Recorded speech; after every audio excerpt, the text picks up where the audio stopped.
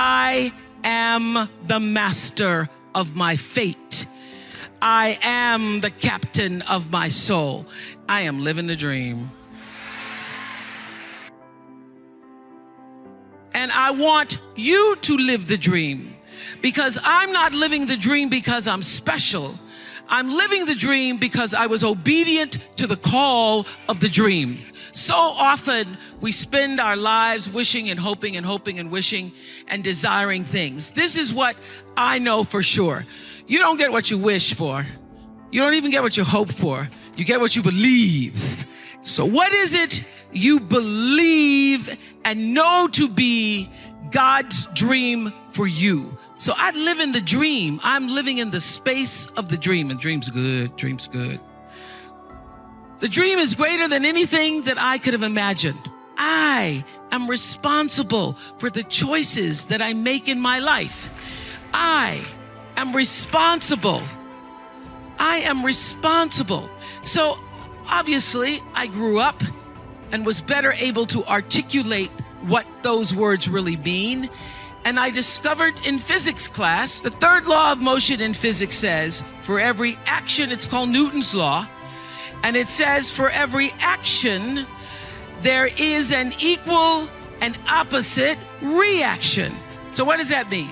That means everything that you are putting out into the world, every action, bam, there is an equal and opposite reaction. It means no matter what you do, the energy of what you do, what you say, and most important, the energy of who you are is going out into the world, into your home, into your relationships, and that energy is always coming back to you. You are responsible for the energy that you are pulling out into the world, because that very energy, bam, is coming right back to you every single time, whether you believe it or not, because it is law. It is law. It is law that what you put out into the world is coming back. You have an intention for the thing, and that the intention is going to determine the outcome. In this Twitter tweet, mean world that we've created for our children, the least we can do is consider what we've done and think about the young people, the future, and individually, collectively do the best we can to try and turn this thing around. I blame no one. I look in the mirror. On the other side of it, what an opportunity we have, because tomorrow's the first day of the rest of our lives. Everybody wants to fulfill the highest, truest expression of yourself as a human being. That's what you're looking for.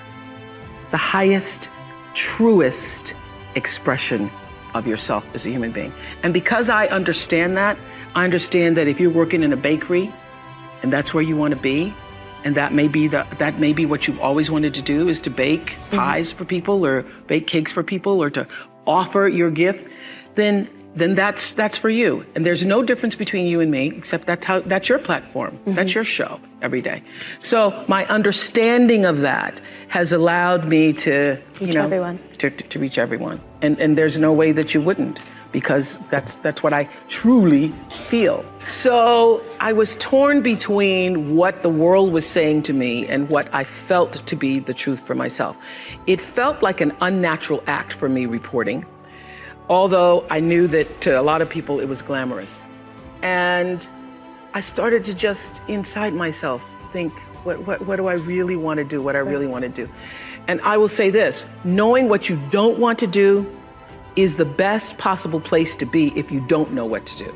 Because knowing what you don't want to do leads you to figure out what is it you really do want to do. Overcoming failure, or even life in general through this whole process, is an inner journey. And I'll explain what I mean by that. One of our biggest challenges with failures is that we start worrying about others' approval and validation. That we're worried about breaking the mold because of what people would say. We're worried about taking a risk because we don't know how someone's going to react. So what's the most difficult thing you've ever overcome in life? Through my head ran sports injuries, ran health challenges, ran emotional challenges. All these different thoughts ran through my head. And the answer came to me, and I said to myself, it's not even something I've overcome, but I felt it was the right thing to share. I said that one of the most important things, or one of the most difficult things that any of us can overcome, and I haven't overcome it, is living for the perception of others. That's actually one of the most difficult things we can overcome. When we forego the voice of our ego and tune into the voice of our intuition, right? Our voice of our ego says, what will people say? The voice of our ego says, what if you don't make it? The voice of our ego says, this part will be safer. This path is better trodden on. And the voice of our intuition is saying, but you don't love that, you love this. This is your heart's calling. This is what's gonna make you happy every day. If you can make this work, it will be phenomenal. And that's why I always remind myself, and I've been saying this to myself for years, when I've done jobs I didn't like, when I've done jobs that were okay, and I've done jobs that I always said to myself, I'd rather die trying to make a difference and not succeed than don't try at all. Because what's exciting is the journey of every day growing and becoming the person I think I need to be to attract the goal that I want. That's more exciting to me than even reaching that goal. Believing every day that it's possible, believing that it's possible, looking at that limitless possibility and working in that way. Therefore, a lot of the challenges we have are simply to give us responsibility for the success that we're about to take on. I hate plan B. And I tell you why. Because we have so many doubters. We have so many of those people that say no and you can't do it, that's impossible. That is okay because we just turn off, as I said earlier, and we listen and we hear the no being a yes. You can't do it, you can do it, and all of that. So that is possible to do that amongst all the negative people around you.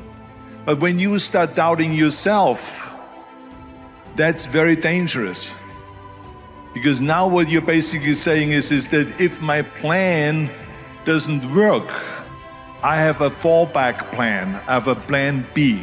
And that means that you start thinking about plan B, and every thought that you put into plan B, you're taking away now that thought and that energy from plan A. And it's very important to understand that we function better if there is no safety net, because plan B becomes a safety net. It says that if I fail, then I fall and I get picked up and I have something else there that will protect me. And that's not good, because people perform better when there's no safety net. People perform better in sports and everything else if you don't have a plan B. I'm telling you, I've never ever had a plan B. I made a full commitment that I'm gonna go and be a bodybuilding champion. I made a full commitment that I'm gonna be in America. I made a full commitment that I'm gonna get in the show business and I'm going to be a leading man. No matter what it takes, I will do the work. I will do the work over and over and over until I get it. So to me, it is very dangerous to have a plan B, because you're cutting yourself off from the chance of really succeeding. And the reason, one of the main reasons why people want to have a plan B is because they are worried about failing. What is if I fail, then I don't have anything else? Well, let me tell you something, don't be afraid of failing, because there's nothing wrong with failing. You have to fail in order to climb that ladder. There's no one that doesn't fail.